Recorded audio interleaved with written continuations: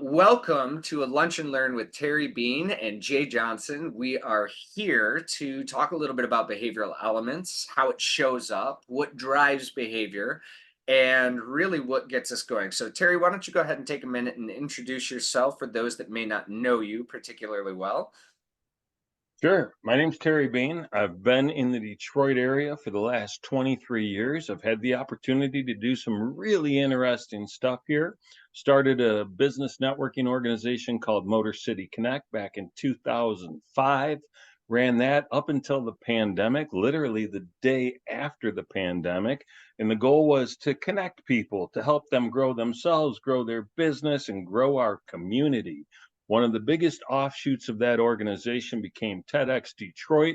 I've been an executive producer of that fantastic event since 2009, which was literally minute one of its existence. So that's been a ton of fun.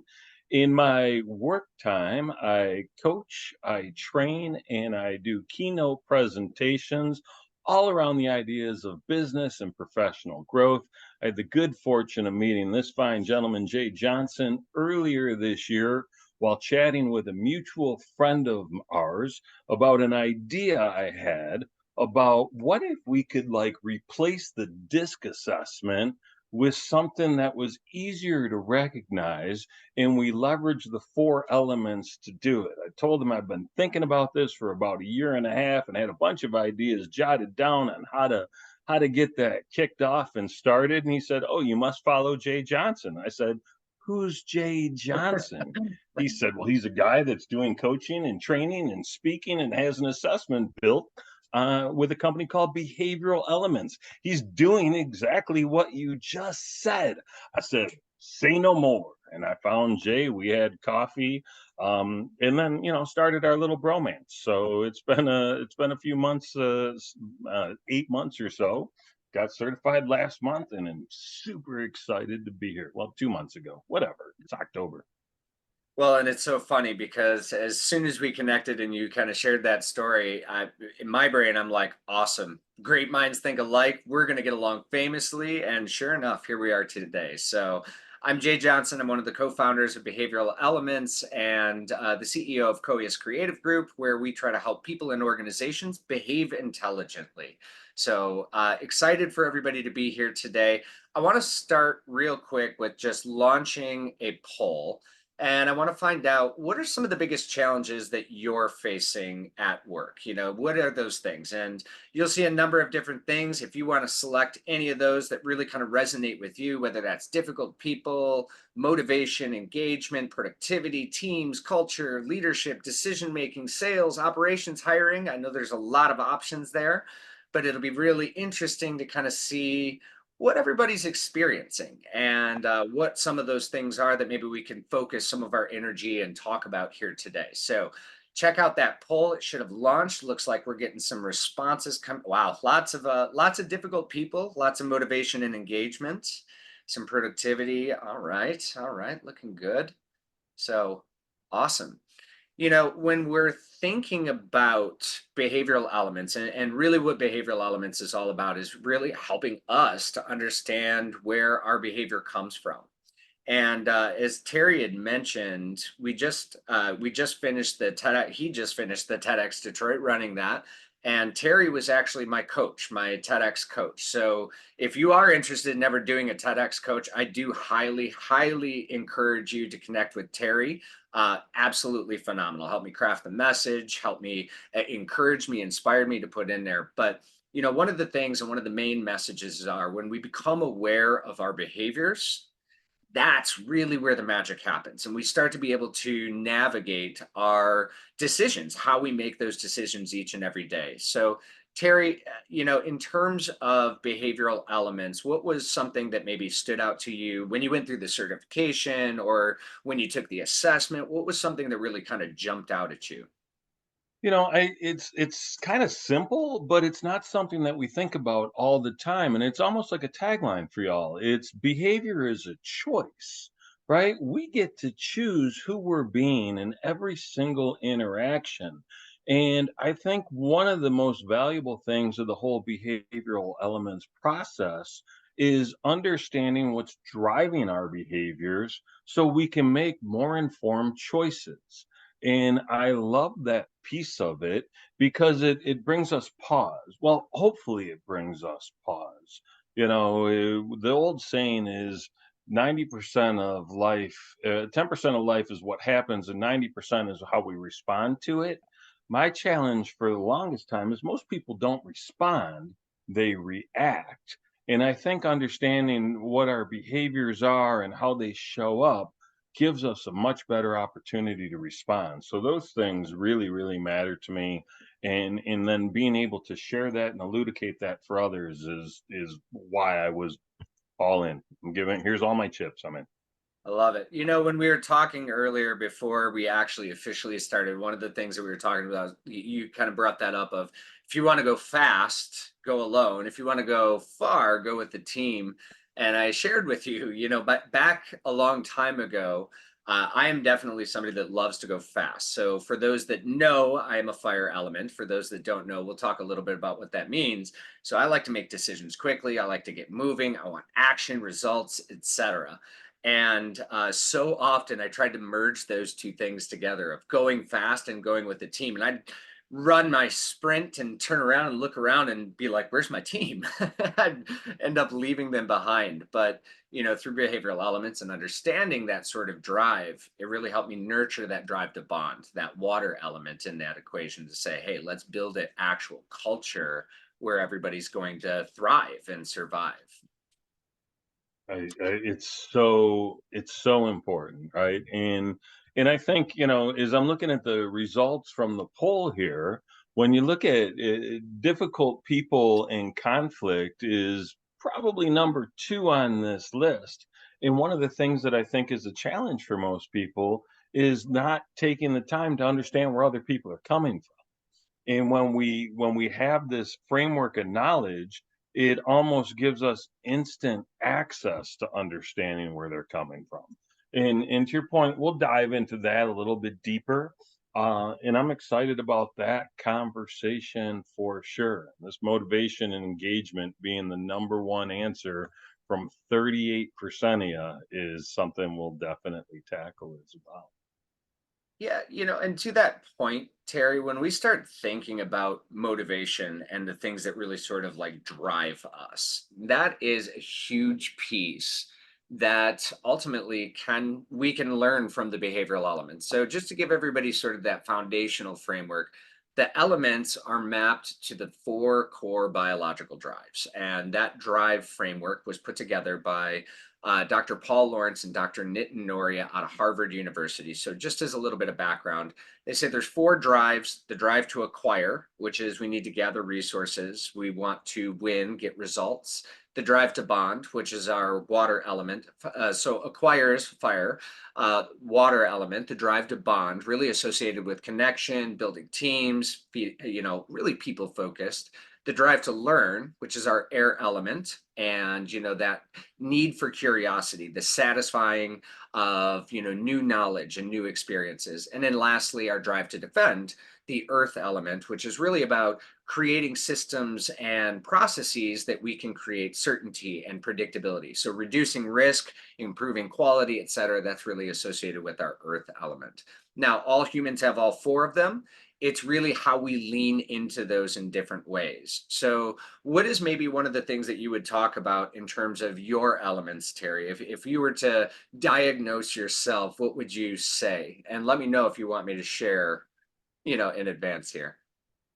I think we'll get to the actual imagery in a minute or so, but I will tell you that, as Jay said, we have all four, and Earth is exceedingly low for me, especially relative to the other three. And so what I learned is, we talk about the idea that you could play to your strengths, right? And you should either work on your weaknesses or cover your weaknesses.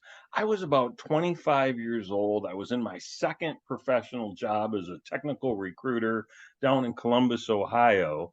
And I remember writing on my whiteboard 3 simple words: cover your weaknesses.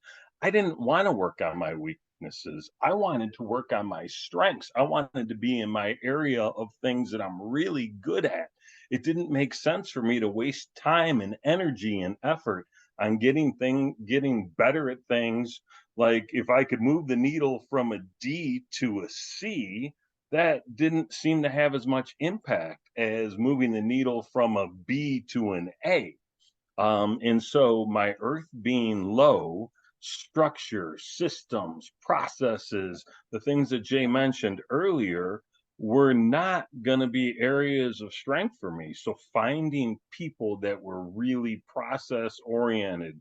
My wife is a great example. She starts a task, she gets it done, she moves on to the next one. I start a task, I work on it for 7 minutes. I start a different task. I work on it for 8 minutes. I'll start another task. And, eventually a week later, they'll all be done. But I couldn't do something sitting still aside from this. I can flap my gums for hours on it. Terry, I But feel seen. I feel seen right now. it's a thing, man. So finding people to partner with, that are really good at the things that you're not as good at, becomes an important element of what this tool and assessment can help you with. And I saw someone ask about, what is this assessment and the certification we keep referring to? So maybe now is a good time to jump into that, Jay. And I know I'm tangential, but that's part of my charm. At least I tell myself that. I'm throwing the behavioral elements link in the chat. You can actually go to the website, take the assessment for free. It'll tell you what your primary element is. I did want to dig into something though here, Terry, because you are one of our anomalies when you took the assessment, and we'll get into that in a moment. But your earth element, as you mentioned, is low. When we look at that low element, I look at this and I go, but wait a second, you've published books, you've organized conferences, you've done things that are detail oriented. And I think this is a great space to bring up whatever your assessment is and whatever your levels are. Just because something's low doesn't mean that you're bad at it. It really means that it takes more intentionality, energy, effort to do. So when we look at something like motivation or engagement as one of the kind of key things that people are experiencing, one of the ways that we look at this, and I just did an entire session yesterday with a health agency on burnout.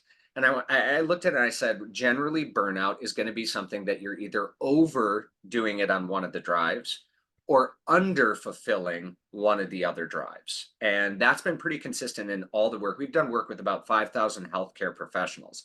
And usually we can say, okay, you're over leaning into your drive to bond, or you're under leaning into that drive to defend, or you're under leaning into that drive to learn. You're not taking care of those types of things to fill each of the buckets. So with you being a low earth, but yet still being able to do really good things, I mean, you can't write a book without having some level of system or process. How did you maybe overcome some of that challenge when you got into that place? Obviously, you bring in other people, but is there anything else that really kind of motivated you to dig into that? Book one, I stood in front of a group of people in December, and I told them that this book will be done by March. And so what I wasn't really clear about was that December meeting was December 2008, and the book release was March 2010. So I wasn't overly specific about the things. And I got it done in one little baby section at a time. I didn't put a real timeline on it for myself. And I knew that if it was going to be worth doing, it was going to be done when I felt like doing it. And to sit down and force myself to crank it out wasn't going to work. Book two, the writing portion was really easy. But the graphics, the design, the activities that I wanted to include, I found myself a very strong earth partner. I gave her chunk of the a chunk of the revenue that came from the sale of the book. and asked her if she wanted to partner on it. She said, "Heck yeah, I love what you're doing."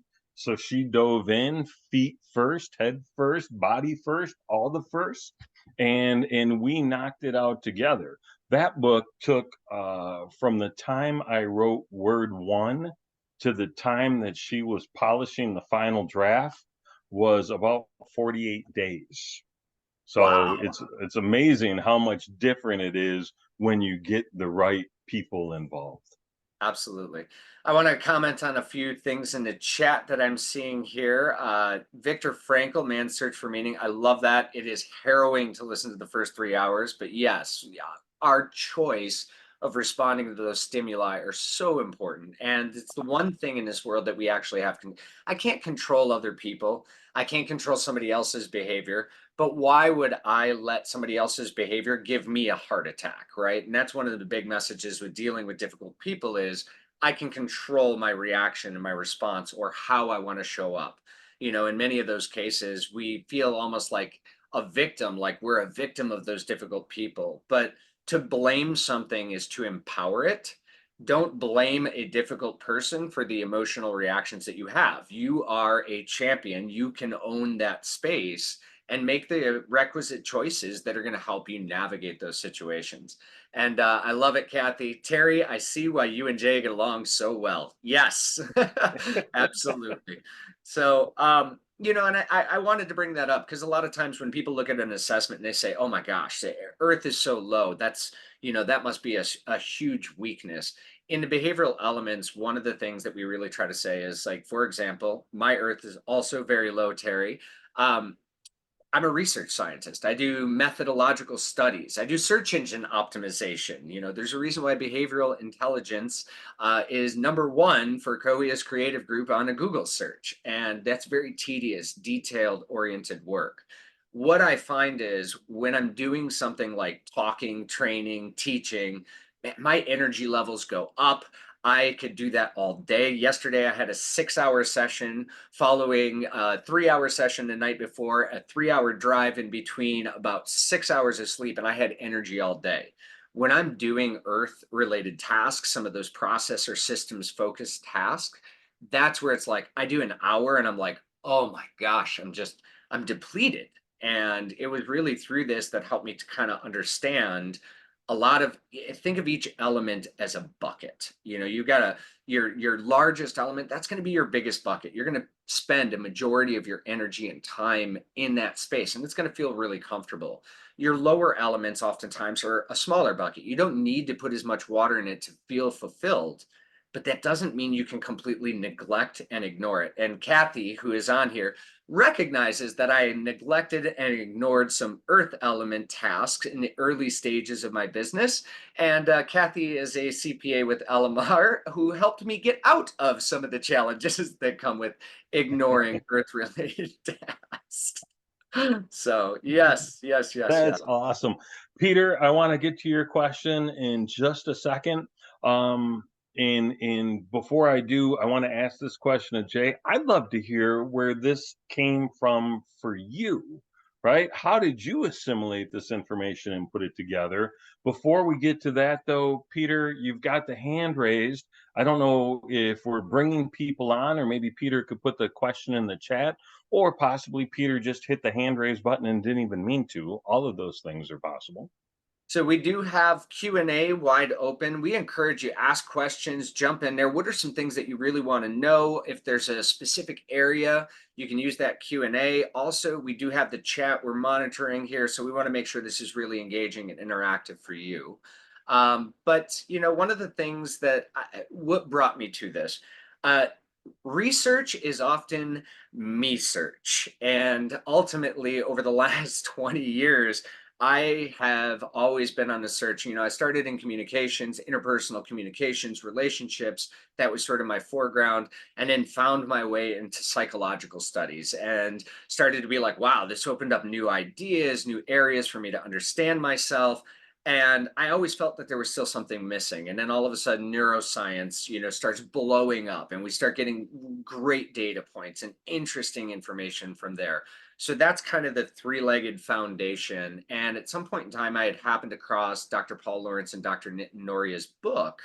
And in that book, Driven, which is the foundation of the behavioral elements, the science behind behavioral elements, at the end of it, Dr. Lawrence and Dr. Noria says at some point in time, somebody's going to come along and figure out how to map and measure these drives. And my fire and my air element, which is my secondary, was like, you darn right I am. And for the next 2 years, tried to figure out how to develop a methodology to be able to sensitively measure, what are these things that are pushing and pulling each of my own personal behaviors. When we figured that out, that was when it was like, and tested it, and people were like, oh my gosh, this helps me explain so much more than just like, here's your personality, it's static, it's unchanging, except for when you behave outside of character, or when you feel a cognitive dissonance between, I really want that piece of chocolate cake and I don't want that piece of chocolate cake. Well, what accounts for that sort of push and pull? And that's where the elements come in. And it just helped me really understand, okay, I'm driven to acquire, I'm driven to succeed, I have that fire element. But what about those moments and times when I do feel really strongly like, okay, we need a system or a process in play for me to feel like this is going to be repeatable? And as an entrepreneur, you have to have repeatable processes. Otherwise, your capacity for growth or your capacity for stability is out the window. So, learning to be able to navigate the back and forth of those drives is really what sort of brought this into being for me. Ooh, love that. How'd you come across the book Driven? I guess because my air element is my second, I am always on the prowl for learning. I really enjoy, every day I'm listening to podcasts, I'm doing reading, I use Audible. I'm frequently asked for like book recommendations on the area and the space. And in return, I say, yeah, I'm happy to give you some, but I also want some in return. And usually that kind of inspires me to say, okay, what's going next into the wish list, which is probably like 132 long on Audible. And I just kind of go through each of those. So with travel, it makes it super easy. Driven was one that was recommended, and I took a look at it and I was like, this is it. This is helping me understand myself. And everything there came afterwards. Love it. I love it. We're going to shift gears to an audience question. All right. Taylor asks, do you have data to show self improvement? And if there are any fluctuations between the elements depending on stages of life or situations people are in? I love that question, Taylor. Thank And you. actually, it was so we have the certification program. We got a number of certified guides, and yesterday it was one of our certified guides. Her name is Nihal, and she's from Turkey. Talked about when we did the assessment. This was 3 years ago. We implemented it in her organization and found out that only the CEO was the only fire, and she's a partner in this place, and really wanted to elevate some of her fire behaviors. Making more decisive actions and really kind of targeting results and going through it. She was really high air. Over the course of that year, she actually utilized the fire elements planner and started to map out her behaviors. And when she would get to some of those different behaviors, she'd look back on them and say, okay, this is where I need to be more decisive. This is where I need to pull back on that just a little bit. We reassessed her a year later, and sure enough, her fire had moved up and her air had kind of balanced out a little bit. She just also finished a year working in a highly collaborative, highly driven to bond team. And we've seen fluctuations. So, how do we explain this? Well, the brain actually has neuroplasticity. I like to make the joke of you probably brush your teeth with one particular hand. And if you switched hands, you'd probably stab yourself into gums for at least the first 2 weeks. And it would be uncomfortable. But after a short amount of time, new synapses start to fire, new processes start to work. And it's the same thing with our behavior. We normalize and become comfortable with certain behaviors. This is a way to understand where those behaviors are coming from. And am I ever going to change myself from a fire to an earth? Probably not. That's probably not going to happen. But through practice and through engagement and through awareness, I can choose the behaviors that are going to help level me out. I can become more comfortable with earth behaviors. So that's some of the ways in which we measure is like, where do we go from our choices, from our decisions? How do we track those and measure those out? Are they bringing us the success that we want? Terry, any concept, any additional comments you want to make on that question? You got to hear Nihal's story yesterday.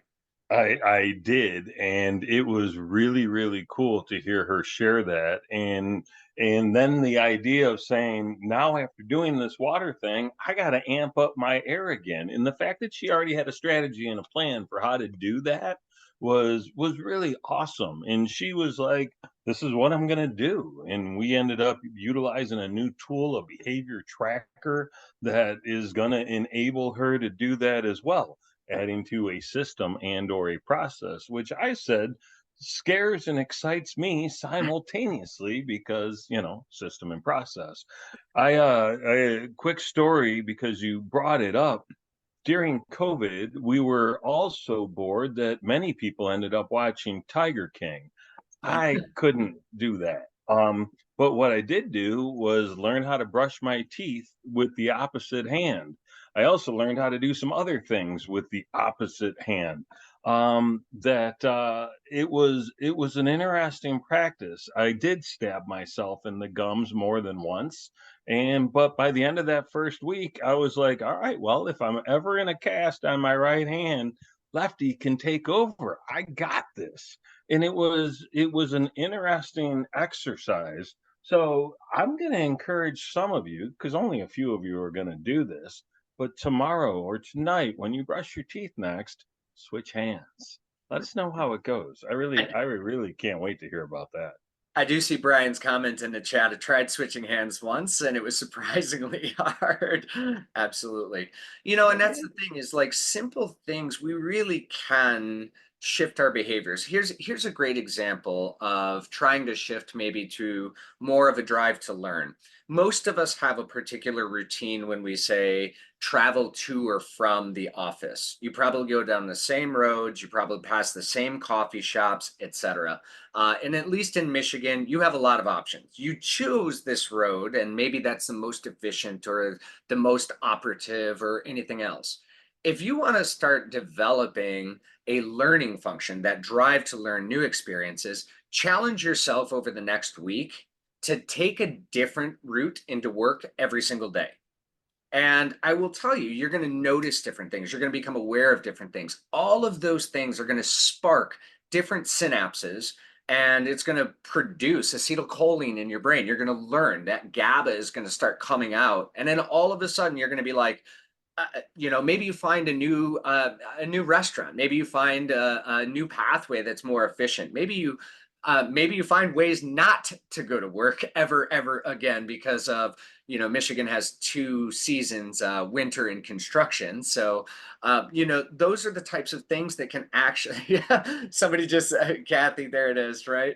So but when you think about like changing and shifting behaviors, it does take a little time, it takes a little practice, but we are more than capable of creating these new synapses. That's one of the big things that makes this different than, say, like a personality assessment. Most psychological literature says your personality is pretty well cemented by the age of 6 years old.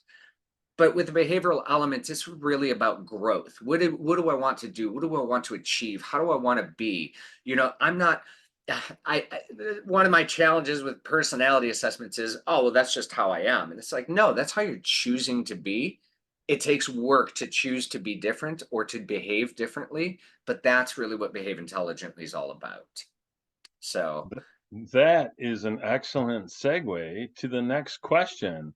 Madison asks, is there any correlation with the behavioral elements and other personality tests such as the Enneagram, Myers-Briggs, love languages, etc.? I love it. So, and I'll answer this question just strictly from the methodological standpoint. When we developed this, one of the first test cases that we did was so I'm certified in DISC, Myers-Briggs, the Neo-PIR, the Rorschach, you pretty much name it. I can assess a personality. And our initial pilot, some of the things that we did was we put them through behavioral elements, we put them through these other personality assessments. And afterwards, we tried to map and say, hey, could we predict the element outcomes based on personality? And the most exciting day of my behavioral elements life was when the answer to that was no.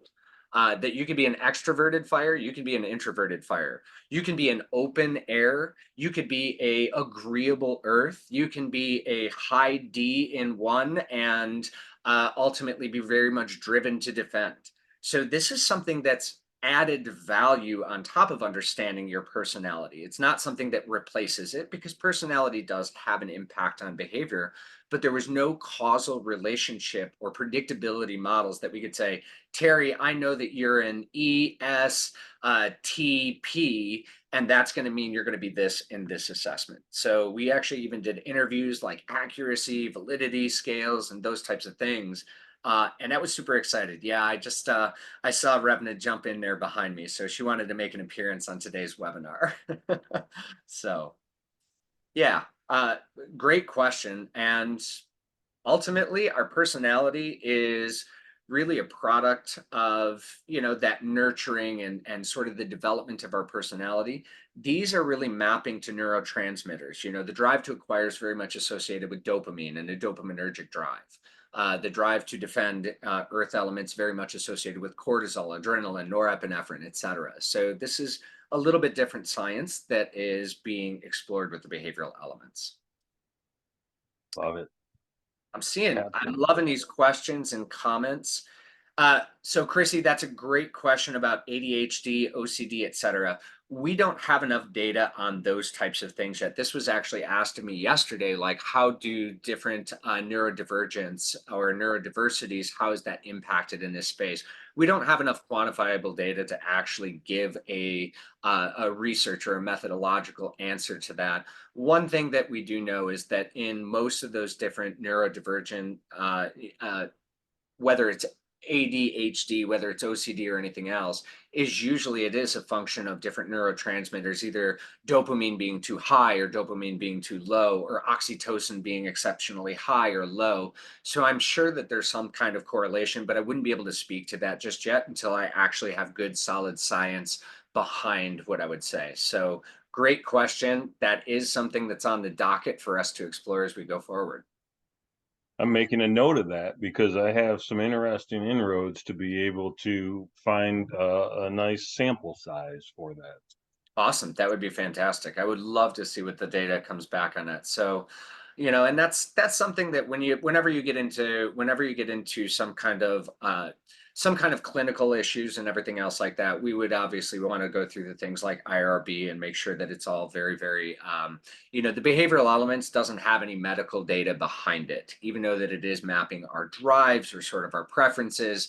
There's no medical data behind it. But if we were to actually encourage something like that, that would take a different level of research that we just haven't necessarily started to go down that road. Now, we do have a couple of BE certified guides that are actual cognitive behavioral therapists and that are people that are in those clinical areas that do have an interest in that. So stay tuned. Hopefully, I'll have a better answer for you and with Terry's help, maybe sooner than later. So that'd be great.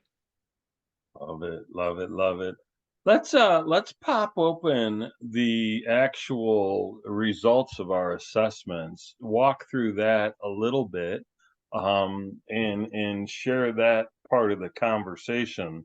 So this is I don't know, page four-ish of the 27-page results you get in the pro assessment.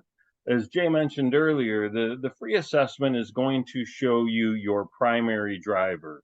You're going to get a 3-page response. It's going to tell you a little bit about that drive, and it's going to tell you a little bit about the 3 other drives, and that's kind of it. The pro assessment goes into a very specific quantification of how each of the elements show up in your world, then goes into a great description as to each of them, and then gives you tips for leadership, for communicating, for selling, for a couple of other areas of business and personal life as well. So there's a major difference between the free version and the pro version, and frankly, of course, there should be. So Jay is on the left, and I haven't heard anybody call him Jeremy yet. To be fair, I haven't met his mom.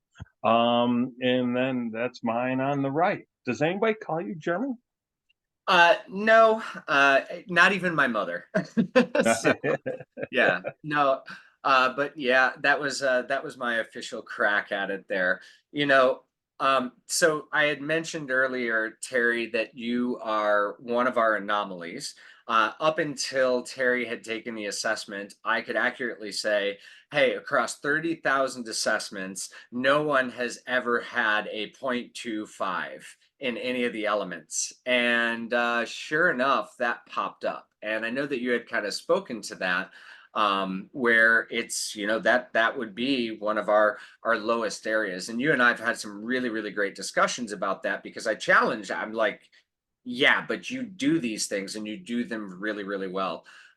Let's go back to that sort of motivation and engagement. Terry, I want you to imagine that you're in a job, in which case you're having to do the repeated tasks day in and day out. And maybe that job has a really great educational program, and that's really thriving your drive to learn. And maybe that job has great resources and you're acquiring a lot of money. How do you think you would react in that type of a position?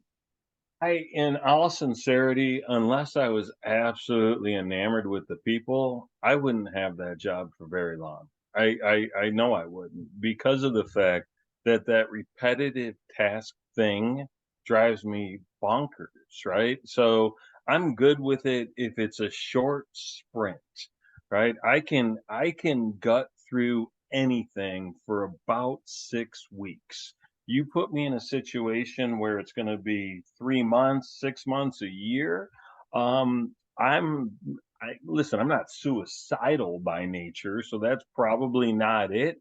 But I am going to extricate myself from that situation, or or or be exceedingly complaining. I will complain, and my sarcasm will kick up 87 notches. I'll be a bear to be around, and I would figure out how to get myself escorted out of the building without, getting escorted out of the building.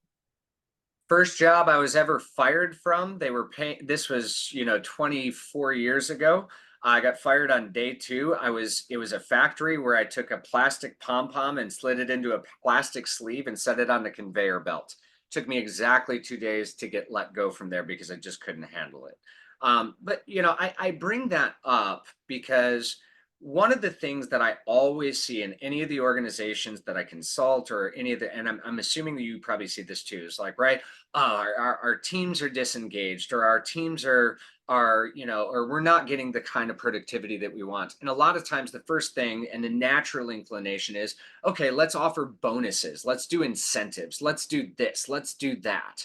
And those things are often really costly and ultimately don't end up driving up productivity at all, because I think in many of those cases organizations are not paying attention to all four of the drives and helping people to find balance. When we think about like leadership, a good leader is going to help a good business leader is going to help their teams acquire resources so they can pay their bills, they can have their status, they can eat.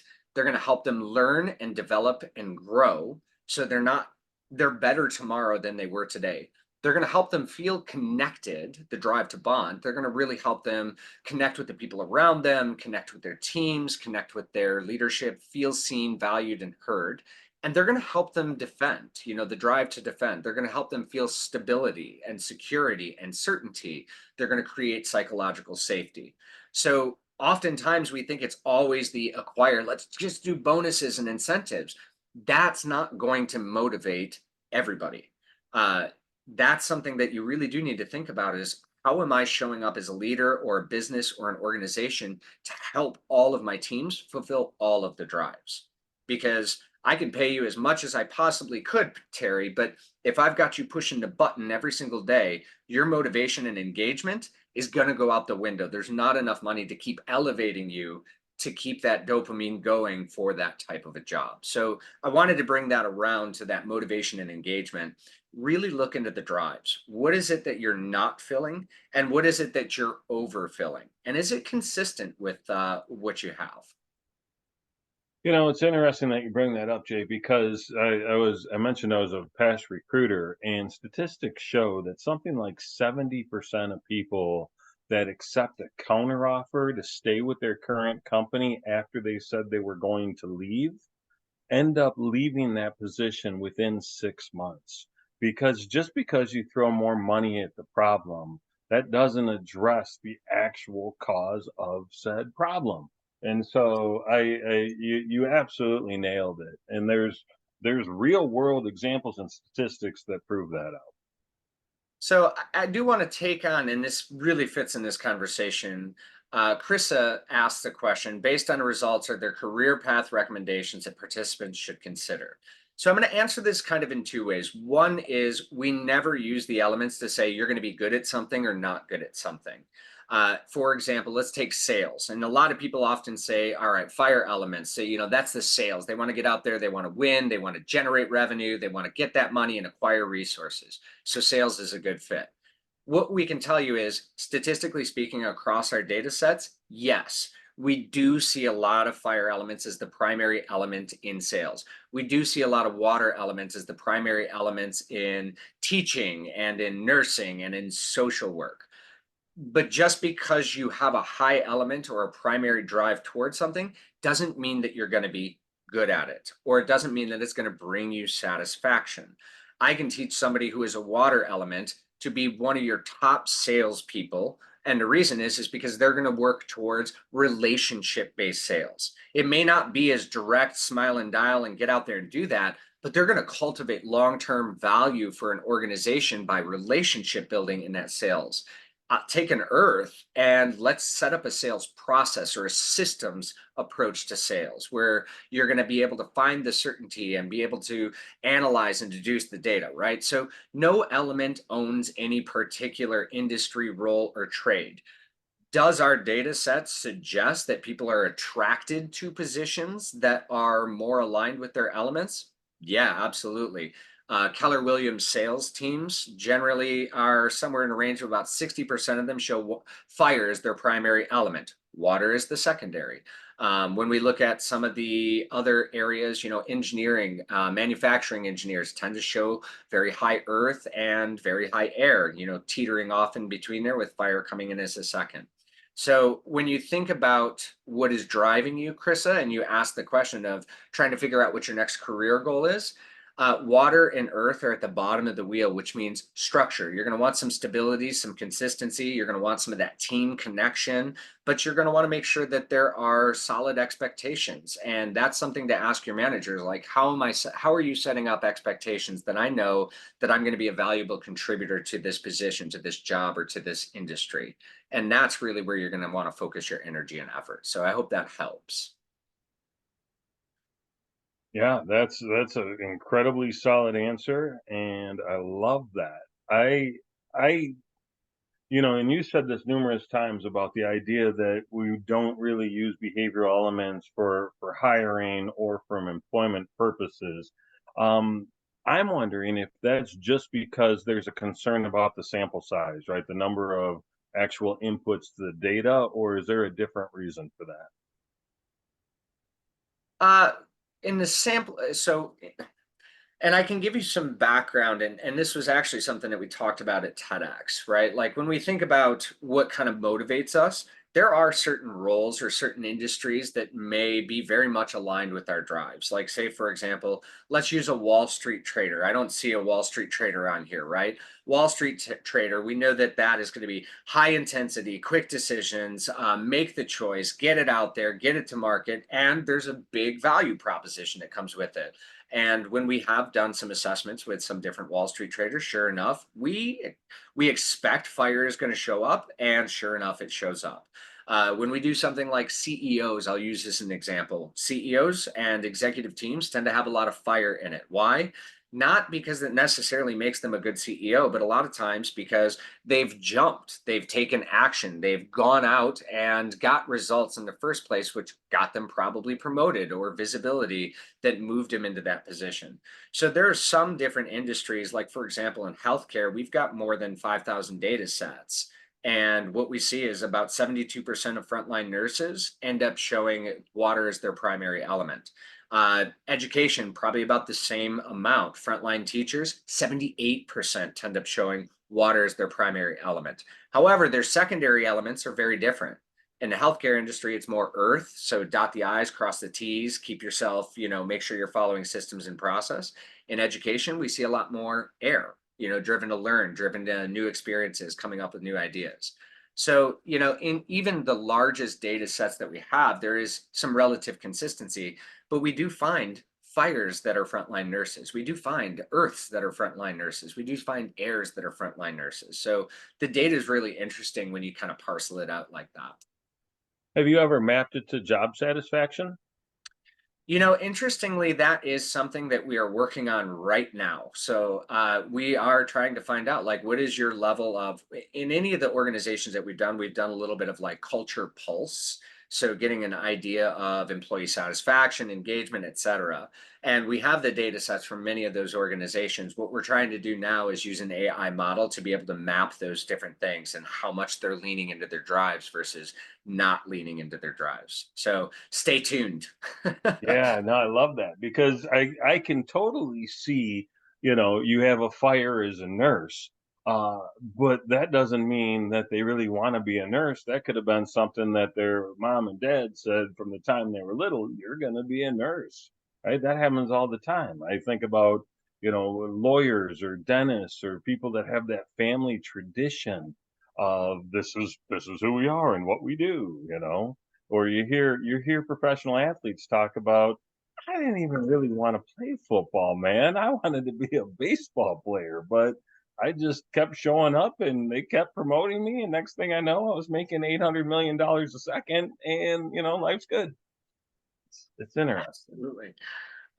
I see a question from Taylor in there. Have you ever seen a pretty even, scoring across elements? So I can share with you, there's a magical number. That point four is like what we call the line of harmony. And if you magically did all of the questions in a perfect order, all different 80 potential and 20,000 different potential scenarios that you could come out, you could, in theory, get a point four across all. Never seen that. However, we have seen people that are very much in that line of balance. So let me real quick, I'll even just scroll up. The next screen in the assessment kind of shows where those lines of balance are. Notice that I, I am not balanced in any of the elements. That's how you know I didn't cheat the results. My team often reminds me you are very unbalanced, Jay. I think they have some fun with that. But when we see somebody that is inside of that balance zone, one of the things that we know is they usually can lean in and lean out. The drive is not over pulling them or over pushing them.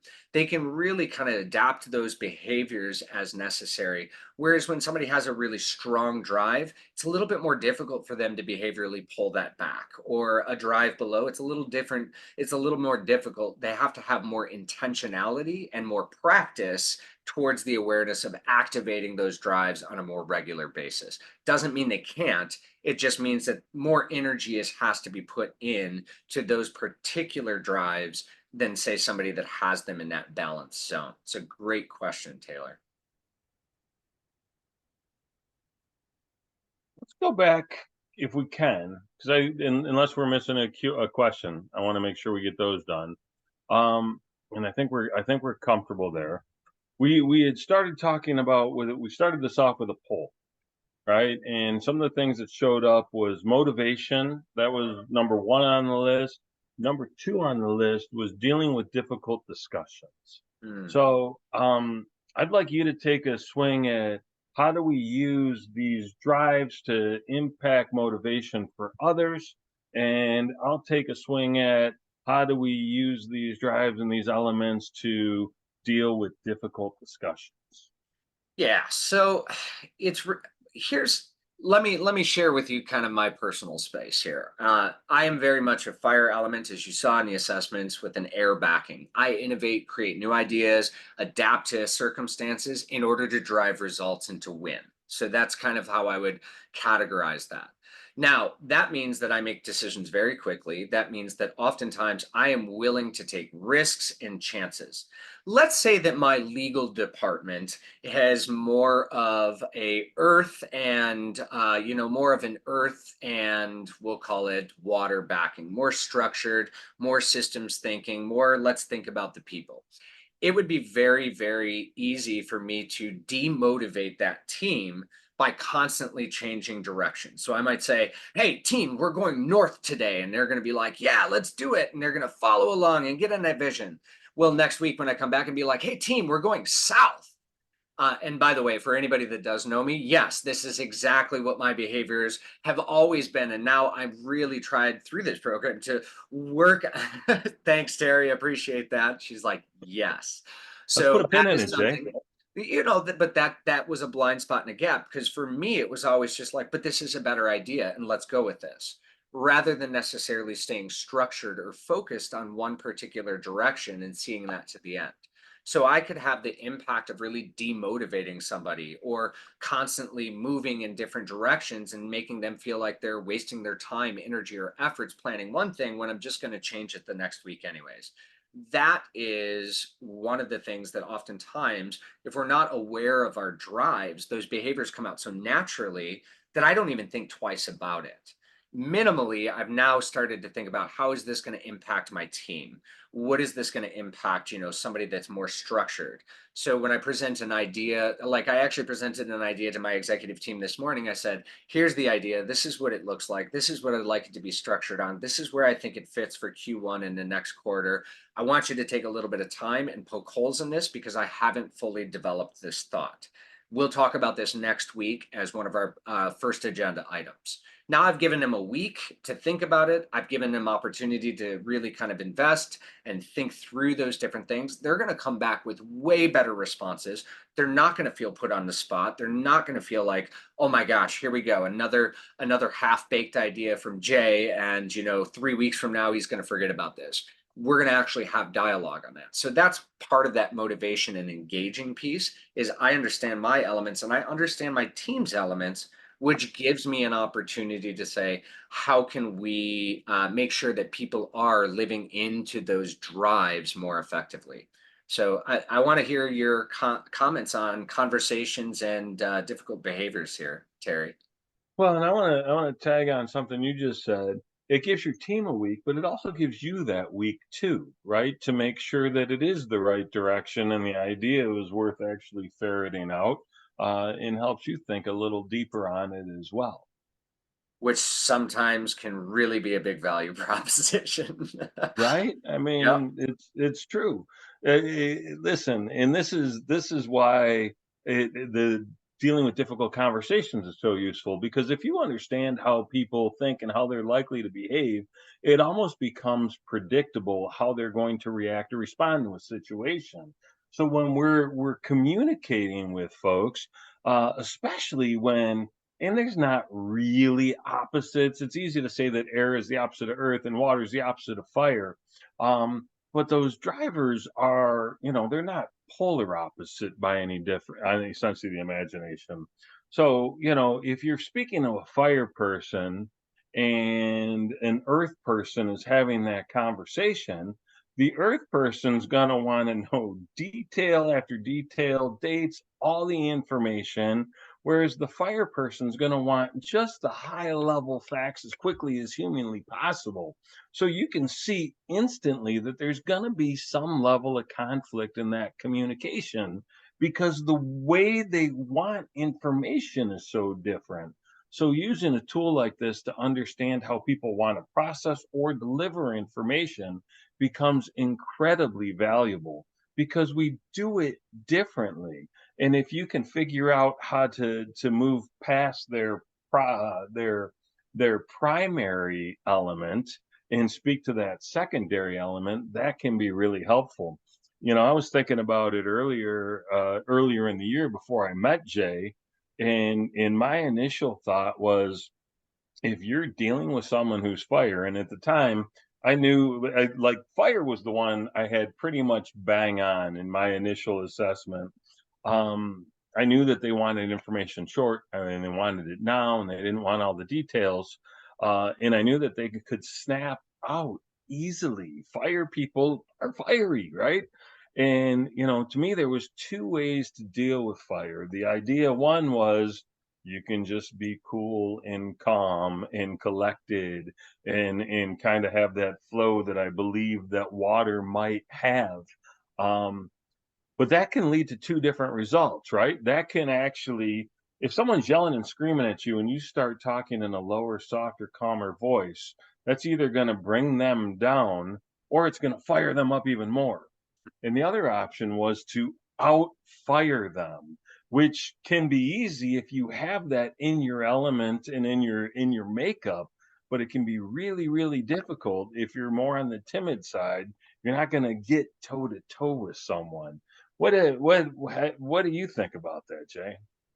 It's interesting. Like, this is where I say test behaviors. So if I'm, say, working with you, and at some point in time, you we can be so aware when we want to be. If you want to resolve a conflict, it's one of those where we kind of have to absorb our own ego sometimes and go, all right, in this interaction, I know in this board meeting, Terry is gonna since you're not a fire, I'll say Terry's going to go over fire on me and he's going to be super direct and he's going to be angry. How do I manage that? In this case, I'm going to try to calm the tension down. I'm going to try to be diplomatic. I'm going to slow my voice down, my tone down, and I'm going to try to utilize a lower term. And then I'm going to measure Terry's response or reaction to that. Does Terry feel like I am being that I'm placating him? Does he feel like I'm being demeaning? Does he this, that, the other thing? And when I see that, that is behavioral testing. Okay, that didn't work. What's my next behavior? Because if I keep repeating the same behavior over and over again, it's the definition of insanity. Did my reaction, did my reaction generate the result that I wanted? If it didn't, what is my next behavioral strategy? Did that generate the reaction that I wanted? No. What is my next behavioral strategy? But being able to identify that Terry's a fire, I know that he's going to want to win. Terry, you know what? It seems like you're really passionate about this. I think that if we do this together, we're going to be able to take on the world. And now all of a sudden, I'm going to shift my communication to be more aligned with what you actually want to get. And that's usually where I'm going to find some of those more effective communications. But Terry, here we are. We're at the 1 o'clock hour, and I want to make sure that we're thoughtful of our participants. I see that we've gotten through most of the questions here.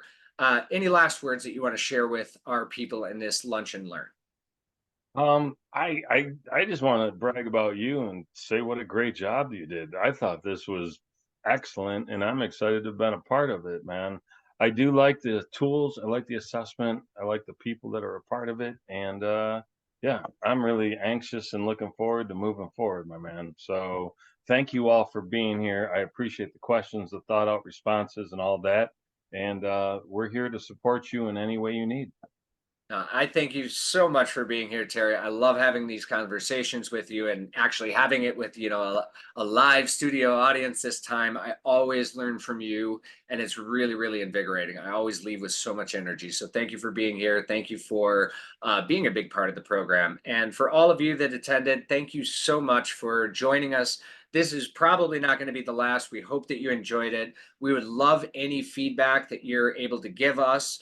If there's an opportunity for you to reach out to Terry on LinkedIn, like I said, excellent coach, excellent. If you've ever thought about a TEDx, now is the time. Do it, jump in there. If you've ever thought about, hey, I really need some help in my whatever it is from your business, reach out to Terry. He's an incredible, incredible coach. But happy to have you all here. Hope you enjoyed, and we look forward to seeing you in the next webinar or lunch and learn series. So thanks, everyone.